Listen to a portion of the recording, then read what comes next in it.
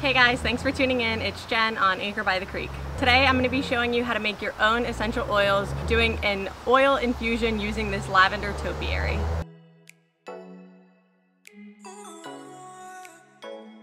You can see that this topiary already has hit its peak this season. The blooms are spent and they're starting to dry up. This is perfect for me right now to go ahead and do this project and use the spent blooms for making a lavender. I'm just gonna start first by pruning off all of these spent blooms, and we will collect them into this little glass bowl, and then I'll take you guys inside and show you how you can make your oil infusion, your infused oil. When you're pruning your lavender topiary, you want to cut the bloom off at its base, but avoid cutting any of the woody portions of the plant. If you see here, the spent bloom is attached by this green stem. If we look further back on the plant, you can see it turns into a woody stem. This is older growth. So when you're doing your pruning, try your best to just get down to the base, but not cut into that woody growth.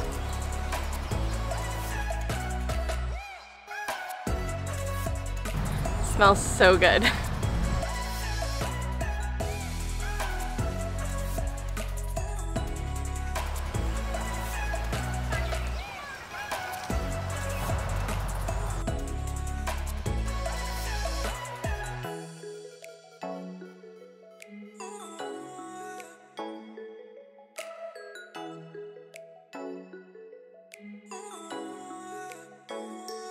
Now the really great part about this, guys, is that you can use whatever you have to make your essential oil. So if you have a little rosemary bush or some peppermint, geraniums, whatever you have, you can go ahead and do the same process where you're just going to be making an oil infusion. It's really nice, and whatever you're using, you're gonna get such an aromatic and such an uplifting oil out of it that I really recommend trying this process. Alright guys, for this next part we are going to head into the kitchen. Just want to let you know, if you're going to be trying this, you want to give yourself a few hours that you know you're going to be home. We're going to let this cook down for about 6 hours, so just make sure that you have that time ahead of time. If you're going to be using lavender to do your oil, you want to try and clip this in the morning because that's when the plant is at its peak. Okay guys, we're here in the kitchen now and we're going to get ready to put this essential oil infusion on the stove. So you can use whatever oil you like to use at home. We have organic olive oil as well as avocado oil. These are two that I cook with a lot. And then also I use grapeseed oil. I don't have any of that right now, but if you do have grapeseed oil, that's a really great one to use for this also. So what we're gonna be doing is a 3-to-1 ratio. So one part will be the lavender clippings we just got, and then the rest will be the oil base. So out of curiosity, I just want to see how much lavender we were able to get off the plant.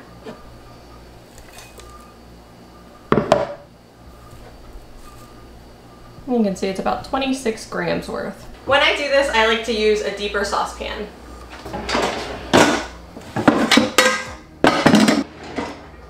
This one is the perfect size. It's a little bit deeper and got a nice big bottom for you to work with. You guys are gonna see just how easy this is. You can't go wrong. Literally all you're gonna do is put your flowers or your rosemary, geraniums, whatever it is you're using, into the pan. Should have opened this first. And then you're gonna take your oil.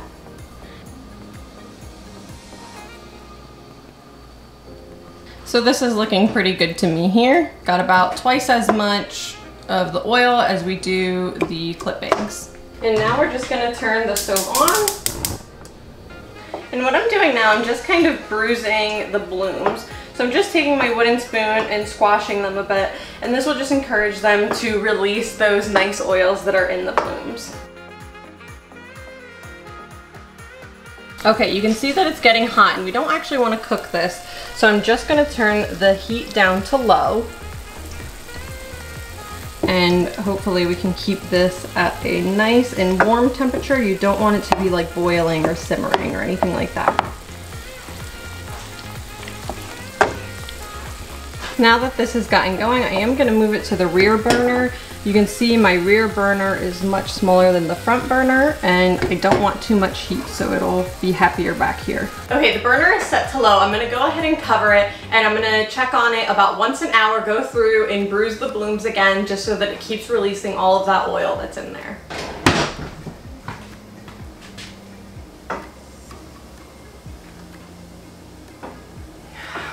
It's already really aromatic.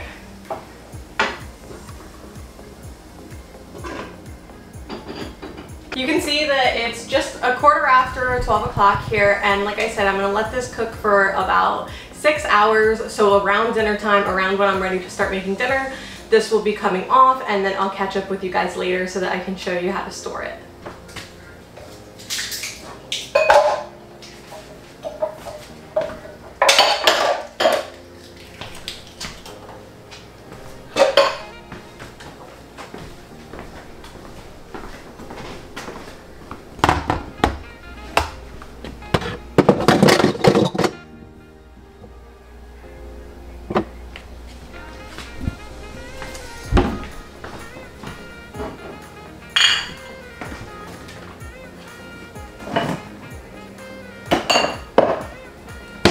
I saved this old ghee container a while back knowing that eventually I would find a use for it. It's a nice glass jar, it's a pretty good size.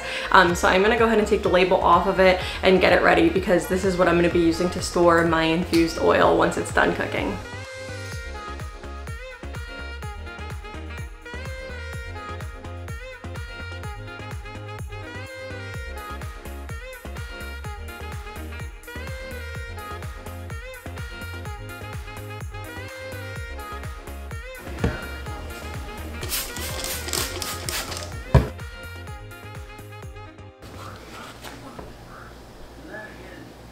Now, there definitely needs to be a balance between hoarding and reduce, reuse, recycle.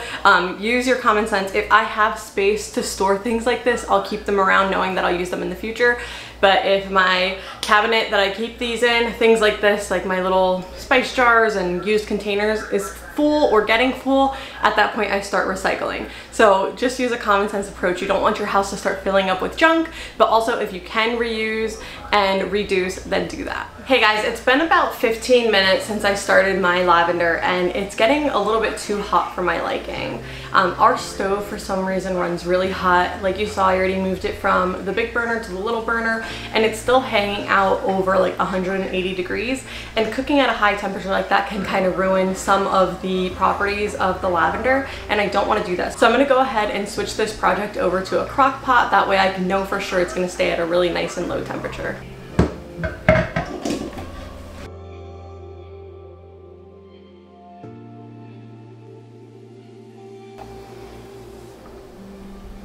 And this is already starting to get warm, so this will work much better for me. Be adaptable and don't give up, guys. Sometimes things don't go exactly the way that you want, but if you can adapt and find a different way, you're probably still gonna get the results that you wanted. Well, we accidentally stayed out late. It is almost 8:45, and we decided to go swimming at a friend's house because it was so hot out today, and we're past due for our essential oil, but that's okay. It's just been cooking a little bit longer. Super good thing I moved it to the crock pot so that it stayed at a low heat, so now we can just take it out of the crock pot and start straining it and doing the next steps of the process. We left around 3:30-ish, so I did bruise this quite a few times before leaving, so that's good, but it's that, you know, the last several hours without getting bruised. But it's super aromatic. I can really smell the lavender, so I'm not worried about it. I know that the oils were extracted. It smells so good. So I still have the pan that I originally started in on the stove here, so I'm just gonna pour, it's obviously cold by now, so I'm just gonna pour the oil into here and I'm just gonna let it cool a little bit because I'm gonna be using a flour sack towel to do the straining, and obviously that will burn, so I'm just gonna let this cool off for a little while.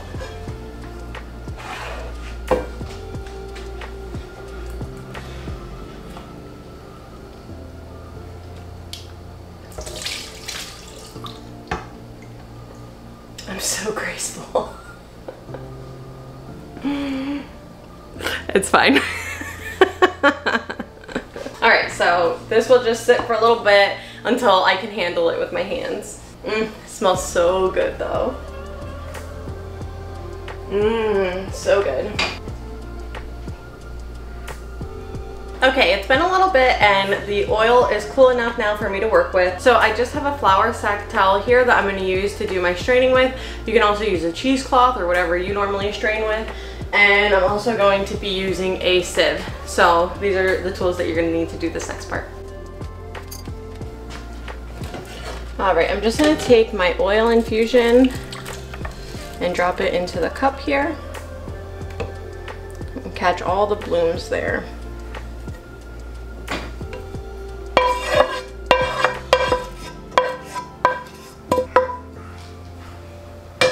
Now that the bulk of the oil has been strained through, I'm going to go ahead and strain the blooms through my cheesecloth.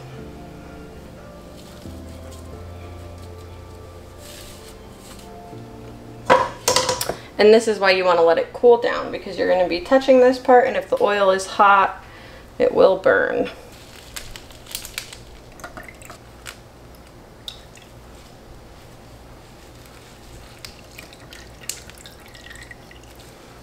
This is where you're really going to get the good stuff out of there.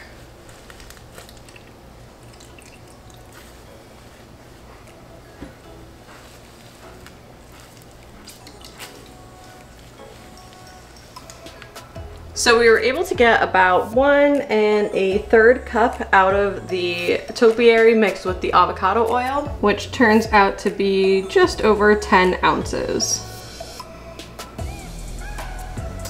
Now I'm just going to transfer the oil from the measuring cup into my recycled ghee container. I closed it really tight. There we go.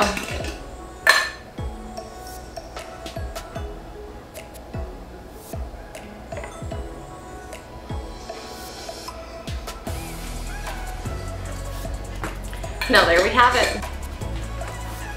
Now this is going to be really great to have around the house. We can put this in our oil diffuser that we have in our living room, which I'm literally about to do as soon as I'm done talking to you. I can put this into Noreen's baths or my baths if I want to just relax a little bit. Also, you know, just rub it on your temples to relax a little bit. We all know how relaxing lavender oil can be. If you're someone who makes your own soaps or lotions, you can also put this into there. The options are seriously endless. There's so many things that you can do with this. And like I mentioned at the beginning of the video, you can do this with various kinds of things that you're growing in your garden, whether it be geraniums, peppermint, rosemary, whatever it is that you have growing at home. Essential oils are also known to go through a distillation process. This is not that. This is an essential oil infusion. Distillation is a whole nother animal, but this is a really great way to do this at home. It's very cost effective, and as you guys saw, it's super easy to do. I hope that you guys learned how to make your own essential oils today. If you have any questions, please drop them in the comments below. Also, let me know if you have done this or if you're planning to do it now and what you're going to use from your garden to get it done. If you haven't already, please give this video a thumbs up and subscribe to my channel down below. I'll be back on Friday with another video. Thanks for watching. I'll see you guys next time.